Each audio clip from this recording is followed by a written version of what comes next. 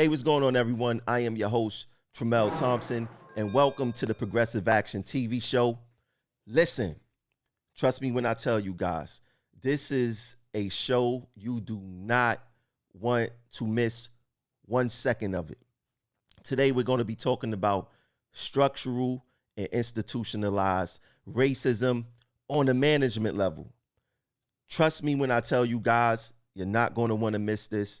This is going to be very important from start to end. Now, I don't want to waste too much time.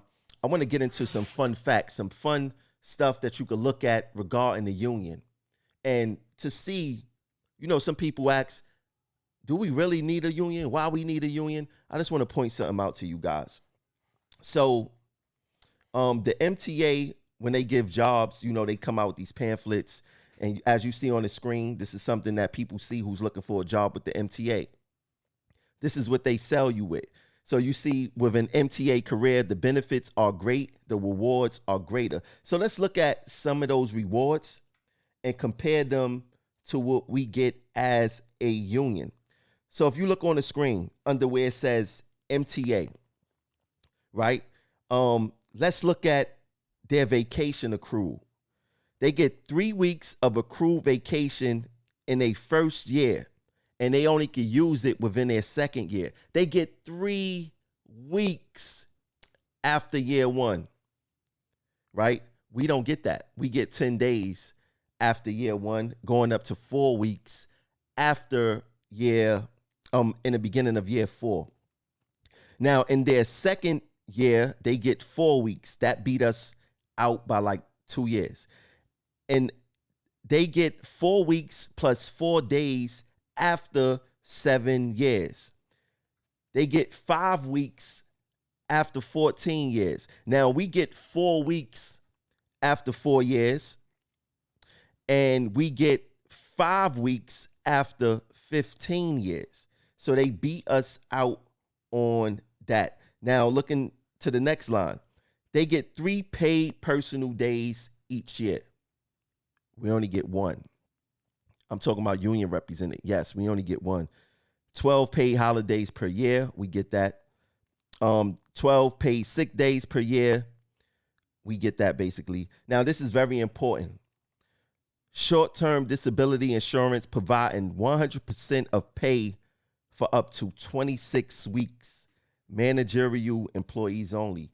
That is so important for the simple fact that a lot of women get pregnant on a job.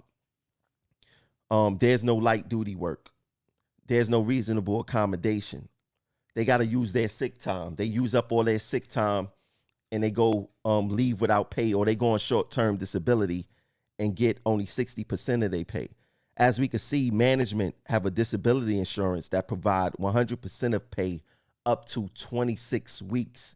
And they have a long-term disability insurance providing 60% of their pay after 26 weeks. That's a fun fact to know, right? To know that non-represented employees, right, get better vacation earlier, accrue more vacation earlier than members who are actually represented by a union. That makes a whole bunch of sense. It's pretty insane, man. Pretty insane. Now, the thing is that, our union reps like to pull out the trick bag and point to different agencies and say, hey, look, this agency is getting this or this agency is getting that. That's perfectly fine because this is what we're getting. Well, look what management is getting. Look what the people who's not management, that's non-represented, that work at the MTA, look what they're getting. Now, we already know what the union reps is going to say. They're going to say, well, you can't get fired easily. That's what makes us different. Let me tell you something. People in corporate America do not get fired easy also. So we're not going to let them use that trick bag on us. We can do better as a union. I just don't know what's the issue. Why the union administration is not pushing hard like they should to get us the benefits, to get us the rewards that we greatly deserve. I just don't get that, So that's just something for you guys to look at to say, hey, look what the people who's not represented, the people who work at 130 Livingston, 180 Livingston, to Broadway, look what they're getting compared to what we're getting. So that was that. That was my fun fact of the day. But we're going to get into the real issues that's going on here in New York City Transit. And we're talking about the structural and institutionalized racism that don't only affect, hourlies. It affects management. It affects non-represented employees. And this is the game that they played. And this game is not only exclusive to New York City Transit, MTA. This game happens all throughout America. So, what is this show about? Like I said, institutionalized and structural racism. And we're going to highlight actually management, executive leadership. Now, I want to point something out to you guys. There are 8 people in executive leadership capacities in the MTA New York City Transit. And then you have another 16 where they consider them additional leadership.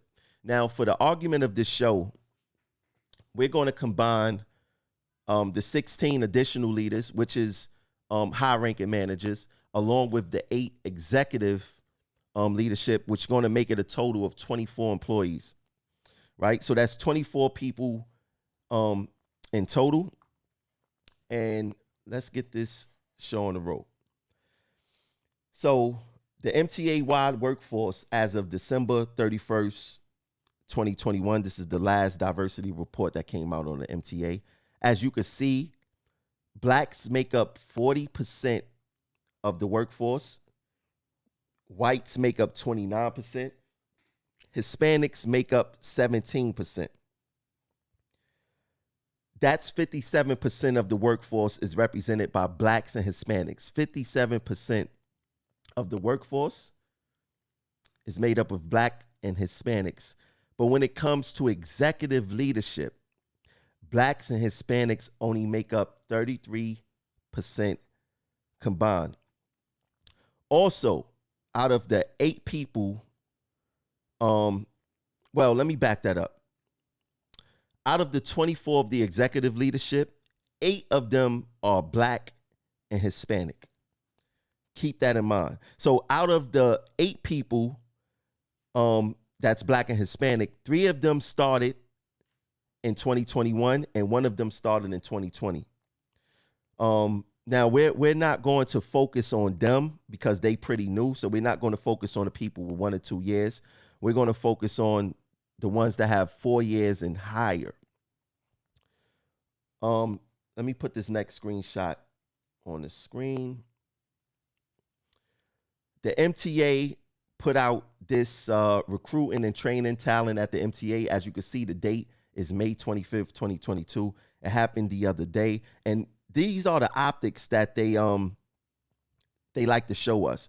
And these optics are different than what's actually happening at the company.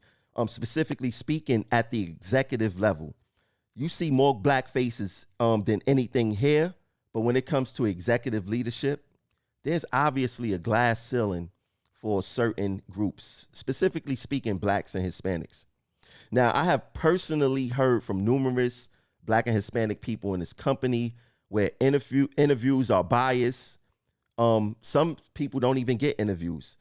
Answers are given to potential candidates beforehand. Some people are not even interviewed, like I said. And the hiring of friends and family, we have seen that with Charles Hinchke, him giving his brother a position in the office, or using his position to make sure his brother get a position in the office. We have seen that type of nepotism happen throughout the company. But like I said, for the sake of this broadcast, I'm going to highlight 4 blacks and Hispanics in executive management who have at least 4 years of experience at the company, and compare them to Sarah Meyer, a Caucasian woman with an art degree and 4 years on the job that happened to make more money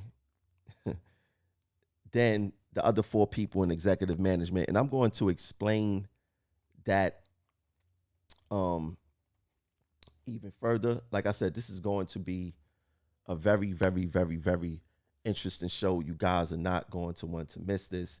So before we get into anything, let's define institutional racism. It is the overt and covert forces blocking people of color from accessing the same opportunities as white people, right? A lot of people don't want to believe that this stuff exists, that it's a myth. You know, some white people want to act like that the playing field is fair, and it's really not. So what I'm going to be examining in this show is the salaries, the education, and the years on the job of how some people get paid more than others. And it's going to be an eye-opening show with a lot of information. So let's start with Sarah Maya. So for those who don't know, Sarah Maya is the Chief Customer Officer, and she's been with the company since 2018.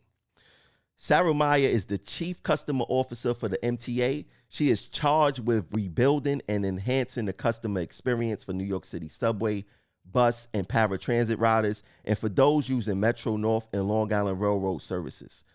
From trip planning to purchasing fare media to onboard experience, she is responsible for the customer journey end to end. Now, Sarah Maya her college education, she graduated from Wellesley College with a degree in art history. I mean, I explained this before. She have a degree in art history, but she's doing communications. She has been accused of discriminating against black women who actually have degrees in this field, and hiring people who don't have degrees in this field who are Caucasian. But that's a whole nother story. I covered that on another show. So Sarah, as you can see, her 2021 salary is at the top. She made $247,479. And as you can see, in her first 4 years on the job, she managed to get $90,219 in raises. So if you look at the bottom number, $157,260 to $247,479, she has, what can we say, gave herself a raise of $90,219. Now I want to make something clear about her position in particular, because a lot of people may not know this and may not understand how deep this structural and institutionalized nepotism goes at this company. So Sarah was a consultant and used to come up to RCC like 3 days a week with her consultant group. And her consultant group was there to basically give the MTA ideas on how to run more efficiently, how to be better as a company. Now, allegedly, Sarah came up with the program. She wrote the program. She wrote the job description, and she ended up being the chief of that job by giving herself the job. So she wrote the job description, wrote the requirements for the job, did all this stuff, and then interviewed for the job herself, allegedly. Now, since she wrote the job for herself, she created the job for herself and got the job for herself, that's how she was able to onboard a few people who she knew and continue to do so up until today. But just look at that. Her first 4 years on the job, her salary went up $90,000 to a top pay of $247,479. Now, I'm going to compare her to the other 4 executive leaders who have at least 4 more years on the job. Let's go to our first person. Let's go to Michael Gardner. Now, Michael Gardner is the Chief Diversity and Inclusion Officer and been with the company since 2009. Under his leadership, the MTA has created the country's leading MWDBE business development program based on dollars paid, as well as the MTA's construction small business mentoring program, which awarded $455 totaling $490 million to small businesses region-wide. Also serving as MTA Chief Equal Opportunity Officer, responsible for EEO and Title VI programs, Gardner has increased the hiring of women and ethnic minorities within the MTA's 70,000 strong workforce by 20%. As you can see, Michael Gardner's salary is $241,511, and he makes less than Sarah Meyer. Once again, he's been with the company since 2009. He does not have college experience from what I know, but he has work experience. Makes $241,511. Once again, less than Sarah Meyer. Let's go to our next guy, Dimitrius Critchlow. Dimitrius Critchlow, he is the Senior Vice President for Subways and been with the company since 1997. Right now, his salary is $239,531. And his job is basically to run everything Subways. He's in charge of the underground. It's a huge responsibility. It's a huge task. Many moving parts. He makes $239,531. Been with the company for over 25 years and makes less than Sarah Meyer. Let's go to our next executive leader, Anita Miller. Now, Anita Miller serves as the Chief Labor and Employees Relations Officer. Miller oversees the strategic direction for labor relations and work-life services. As the Chief Labor Negotiator, Miller is responsible for briefing and advising the MTA Chair CEO and the MTA Board on all significant labor employment-related issues, drafting labor relations policies, and responding to matters before administrative tribunals such as the Public Employees Relations Board, National Mediation Board, and Presidential Emergency Board basically get involved. Now, Anita Miller's college education consists of a Bachelor of Science in Politics, Economics, and Society from the State University of New York, Old Westbury. She also earned a law degree from Yeshiva University's Benjamin M. Cardozo School of Law and is admitted to the New York State Bar. She is highly educated. As you can see, her salary is $244,899, less than Sarah Meyer. Let's go to our next executive leader, Paige Graves. Paige Graves is the General Counsel of the MTA and been with the company for at least 10 years. As the MTA Acting General Counsel, she is responsible for developing high-level legal and policy strategies for the MTA and senior staff regarding key MTA initiatives and priorities. In this position, Paige also directly manages a law department of more than 350 attorneys and staff who provide a wide range of legal services to the MTA and its subsidiaries and affiliates.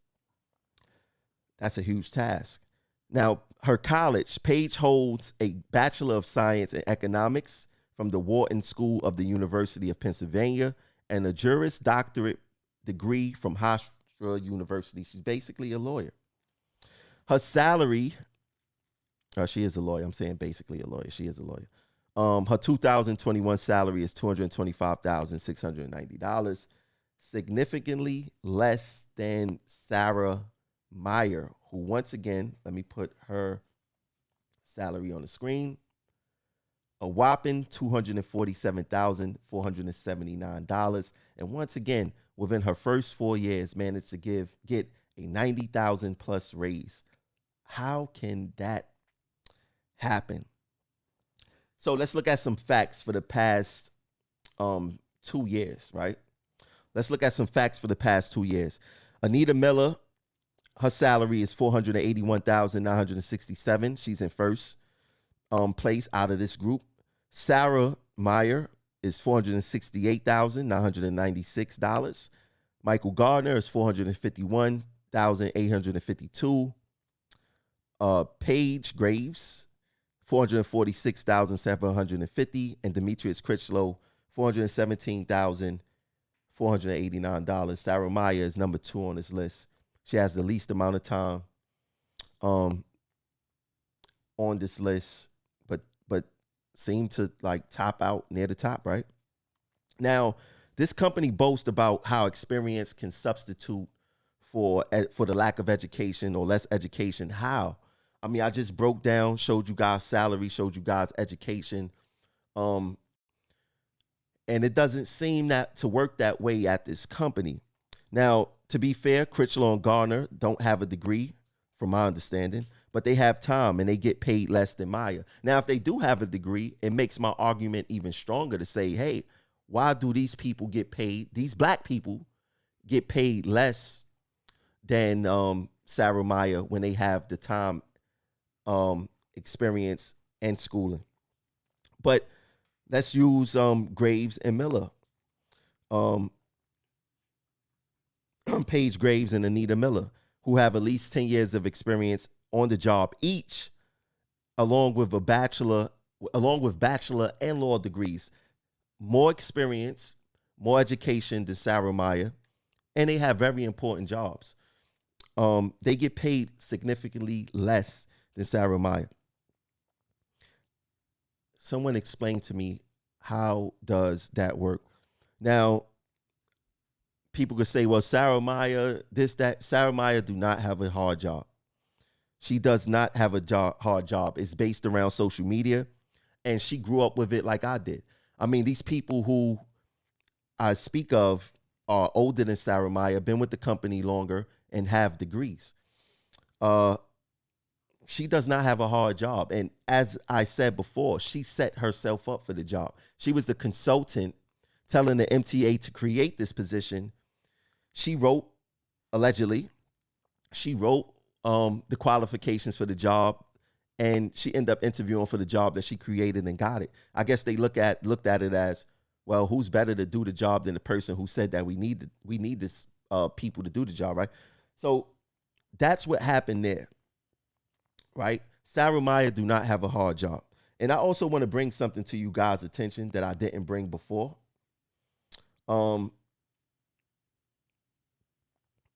So I submitted a proposal to Sarah Maya via email back June 25th, 2020. And the proposal was something about, put it on the screen. Just put it on the screen. So it was an idea that I had that I felt that members could have benefited from regarding MTA community outreach. And this is the cover for the MTA community outreach program that I proposed and essentially created, gave the MTA the idea regarding this. And this is the confirmation. As you can see, I sent Sarah Maya this on June 25th, 2020 on Twitter. It says, "Good afternoon, Miss Maya. I sent you an email regarding us finding opportunities in community outreach." She says, "Thank you for the impressive proposal, and please call me Sarah." She don't want me to call her Miss Maya. She said, "Please call me Sarah. We'll be back in touch next week with next steps." And I responded to her, "Okay, sounds good. We are ready, willing, and able to do what's needed." Now, I attempted to make an attempt to help management help us become more visible in the community, create more jobs. And she found my proposal impressive. And she said she would get back in touch with me the next week with the next steps. Well, let me tell you something. She never got back in contact with me with the next week and the next steps. But she used my idea to create something called the Mask Force. See, a lot of people didn't know that.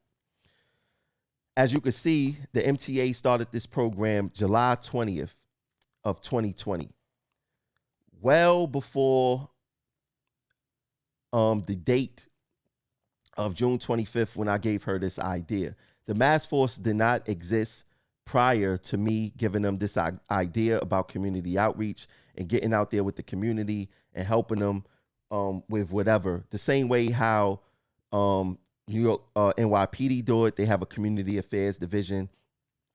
Sanitation have one. FDNY have one. New York City Transit don't have one. But she decided to take my idea and use it as her own. Like I said, beginning July 20th, MTA employees and outside volunteers, many wearing bright yellow Stop the Spread, Wear Mask t-shirts. You know, that idea came after I gave Sarah my proposal. So a lot of these ideas that she allegedly comes up with are not even hers. I gave her an idea of community outreach, and she hijacked it and created the mass task force. Right? Am I legally protected? Maybe I gotta look into a lawyer, speak with a lawyer to see what's going on. But I think that the MTA at least owe me some money, for the suggestion that was actually implemented, in which Sarah Maya once again admitted that she found my proposal impressive and she would be in contact with me the next weeks, which never happened. The reason I knew how she used my ideas, that she used portions of my proposal in the mass force, which is plagiarism. And you know what? Maybe I will do a whole show on how she stole my idea. But yeah, like, look at the dates. The proposal was 6/25/2020 when I sent it, and they came out with the mass force 7/20/2020. But I'm not surprised, because this is just how these type of people move. And I should have known something was not right with her when she stole my idea without giving me credit. And the only thing she did, honestly, was give me an invite to hand out masks, to be the help, not to show, hey, Tremel, thanks for this idea. Thanks for this. She basically took my idea, said that she was going to get in contact with me in the next week, and I never heard anything from her. Now, I want to say this, man. Michael Gardner, you have some work to do. Your title is the Chief Diversity and Inclusion Officer of the MTA. I just laid out some great ideas with you included, showing you that the MTA is not being inclusive. They are not. There's obviously something going wrong here. How this new woman could come into the organization from year 1 to year 4, give herself a $90,000 raise, and you guys don't get the same thing. And she makes more than you guys. You guys have experience. They say experience supposed to substitute if you don't have the education. We see that that's not true. We have people who have experience and education, and they still make less than her. This is highly suspect. It definitely screams of structural and institutional racism. And I don't know. Maybe you're turning your head on purpose because they're furnishing you with certain perks. And I've seen that in my community as well. People who hold up the fist and go do something else when they behind closed doors with them. But this is my show for today. If you guys like the show, please share it out. Please tell your coworkers. This is a very important show. Like I said, you have to watch it from end to end. I show how managers steal my ideas. I show the structural racism. I don't only talk about labor issues as far as with Local 100. Management, I help you out too. Start looking at your salaries compared to others, and I guarantee you will find the discrepancy of white people making more than black people on this job. Once again, if you like the show, share it out. Donate to the show, as you can see on the screen. The Cash App is $Progressive Action 100. Donate to the show. I'll catch you guys later. Peace.